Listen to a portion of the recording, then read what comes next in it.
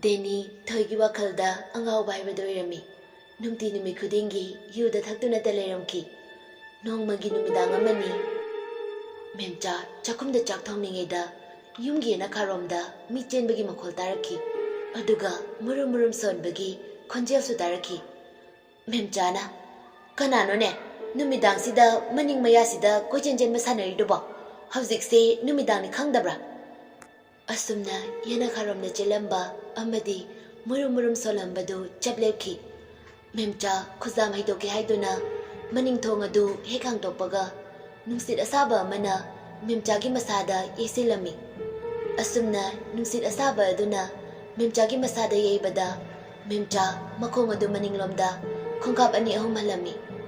Memcha machinda asumna soladuna kaino ne hauzikiduba haiduna khuzam adu haidoke taubaga mi ama chakkibagi saminama fanglami. Memcha mamay adu nongkhalakpadadi uri adudi thoigi asibakjang fungkiba mapaduda kanagumba ama lepagi mamisami. Memcha madu ubada masa pumba du jungkiba khangaude makuta pairiba khuzam adu sat aidonglamlaga imunglomda fajangai aduga maning thongsu kanalon silami. Chagadusu thongba loreduna macha denibu halakpa ngairi. Asuna macha halakmandaba duda memchana kaino ne hauzik fauba halakdrisibo pungsina kaya takrabajano pungsidi thinglena pung tara tarasifau hauzik fauba halakdrisina kadaida chalibano khangdre nong henganbadagina yuda thaktuna da leiriba imungi thaba inkhang tawni su khangsilakdre tawrise. Deni yu ngauraga machinde se masaktuna mangolomda laklami. Leirami aigisu matam amada Thawai dagisu helabi ama adubu chatkre thadok tunamadi nungcbiduna mana. Asumna isay saksakuna lakpada mamang thong adu lolaga lairamba aduda denina o palemi manung sibi na chanjerak thong siang doklo o palem Hingchabi Manembok. Memcha machanupa aduna nganglibasing adu taraduna thong adu hek hangdokpaga manam side asi hairaga memcha imunglomda changkhirami. Denisu imungda changge taubaga sumanglomdagi dada haina korokpa makhol ama tabaduda sumanglomda mamay adu laithorei adubu kanasu laibadi uramde. Denisu imunglomda dum changkhirami. Manipo memchana hatopikhrava thoigi ningamdraba Thawai adu makoigi yumgi akoibada Thawai adu paiduna leiri. Thoigi mapuroiba denina mayumda leiba matamdadi Thawai adu safunglakti. Denina mayumdagi thokraba matam adudani thoigi ningamdraba Thawai aduna safunglakpa. Asumna numitu mahaukri nongalaba matamni memcha ayung nganta hawalaga imungi tawba yaba thaba ingkang loisilaga leirami. Deni sogaladuna mapalomda tholai. Memcha machanupa adu ubada Ibungo nangna handang marak numidang thengna sifauba halakdribase kadaidabu chatki yum asida nama ayama lehuri habase ningsingdabra. Deni mangonda famlaga newspaper paramba adu fugagotuna wahi ama dairamdana imunglomda changkirami. Deni mafi muron sisilaga tholakpa du bada mama memchana. Kaida mu chetkadorogi. Ayuk asida yumdang yakta fauba lening ba faudabra na sada. Ay imung sida miko mo fauba lening de. Aduga ay na chaning mamay mafam kuding de chetkani. Ay gi thoy amadi ay gi chabu fangnaba thiba chetpane. Deni mahaki nupi amadi macha makhoi anisi sikrai ba khangdri. Mama na yum asidagi tanthokibani khaladuna ngasi fauba leiribani. Deni thongalamda thokre. Asumna memcha ayuki chak thongnaba honaringayda mapalomdagi kanagumbi amana kawrai. Memcha mapalomda tholutuna yenglubada kanasu leiramdaba aduda wakana oiraboy ningladuna chak thongliba adu makhatana thonglami. Asumna matamdi hawjinkibana chak toklaba matung hawjikti nungthilgi pung ama khara helakpa matamni. Ngasidi nungthi nongmambana ningamdraba thoigi thawai adu safonglakle. Memchana kainone nungthi nongmamni sibo nong tadu jala tawri sibo nahan khega ima manadaba mong ama tawi. Ngasi numisidi kanade imungda oina lairage. Asumna imungda changge tawbada kanaguma ama chetkibagi sau mama memchagi masada fawi. Memchana kananone hawjik chetkibadu kana boiraba jalo sidadi kana mata leibude. He kanano imung sida mi ama chetpagi makhon tarise. Memcha imung tamna changlubada kanasu leiramkide. Memcha masada akibana thumarkri. Memcha famungduda famlaga leikri. Wakhalda sumna khali. Ngasi ngarangse akoi yumse kaino mai tawtawi. Aibu maiba mai hobana fadoi jala.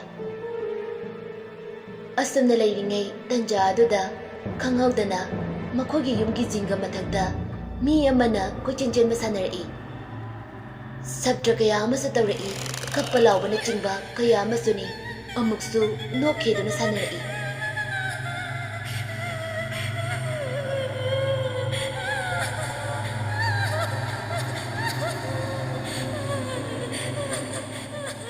Asumna tanja aduda chakhumlomda pochei chekhaiba kayagi makhol amasu tarai. Yumdogi thongnaw singdu amuk lonsinba amuk hangdokpa kaya amasu tarai. Memcha imungdagi mapalomda chenthoki tawbada magi makhongda kanagumba amana fajinbagumna tari.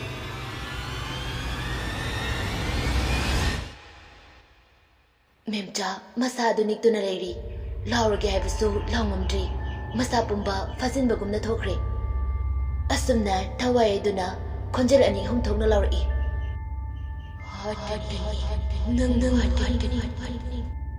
Asumna hirakpaduda memcha adu wakhal tadana lekthakre. Asumna sabtra kriya amuk tawramaga tumin lekre. Thawai aduna ningamdana kablai.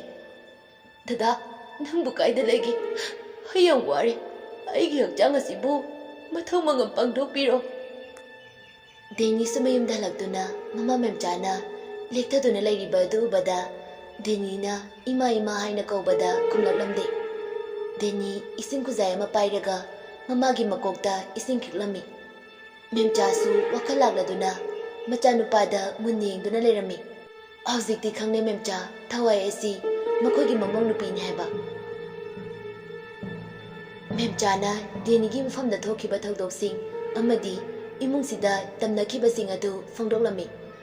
Wari pumba taraba matung denina nangdi mi nate sani sa mi bu hapa ngamanangdi yumasde leibyarai.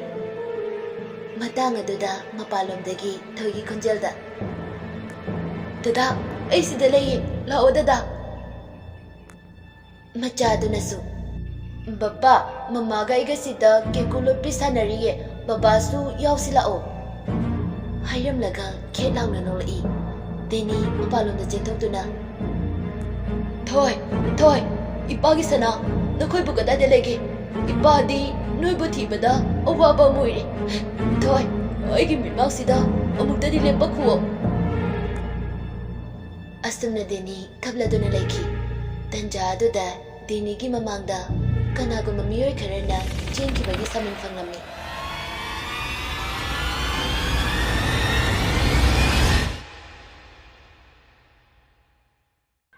Deniगी mamangda kanagubi amagi saktamno fibam soklaba mamay aduna ike ngakta mamitusu ngawrok ngaw masamadusu ifa faraduna chapting tingkai leptuna leiba durami Deni su khangboi lakpoi khongkap ani ahum maninglomda fachathoi Deni masadu kiba faraktuna imung tamna chenkhirami Nongthi nomangkhibadu khanghaudana nongjurakhi Nongmami khakpa lawba aduda sumang aduda kanagumba ama jagoi sariba adu nongmami khakpa aduda mame chanurami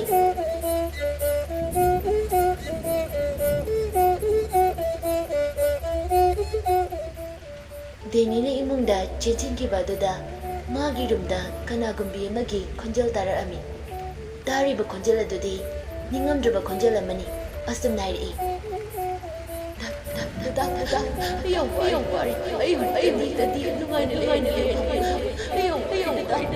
Wari.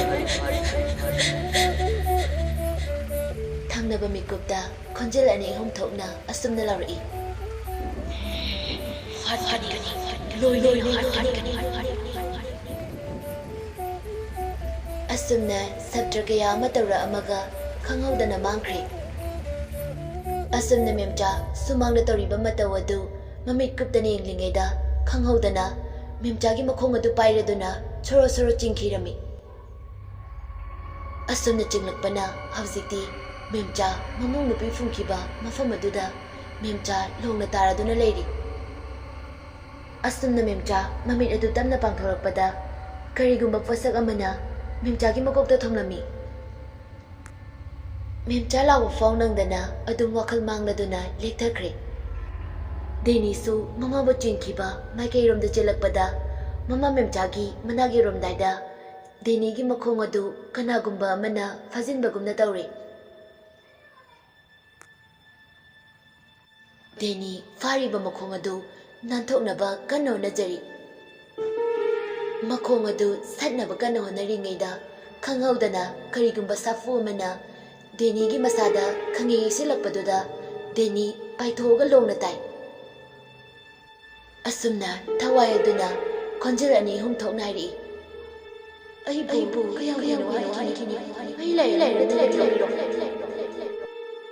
Deni na Halo aibu su halo karigi aibu asumna orpiribano aina nangonda kari lankibagino nangna aibu agoba bibirise halo aibu halo Aibu halaga nangna pengani harabadi halo Thawai aduna kaplaga asumnairi Dada aibu karibata nusidraba ibanigi bigwi jase nang karibata khandraba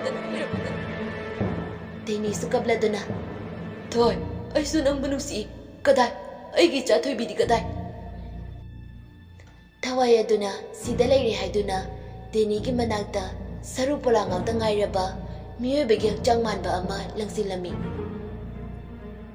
Thawai aduna urabra ibanigi amata ngairaba icha thoibidune Deni lawraga chenge tawbada masa bumba karigumba amana punsinbagum lengba mukpa amata ngamde Tanja aduda memchasu taibang wakhal lagladuna machanupagi manaktamna chinsilakpani Thoigi Thawai aduna memchabu Khanghaudana tablawna faraga yumgi saijin aduda naplaga lekhre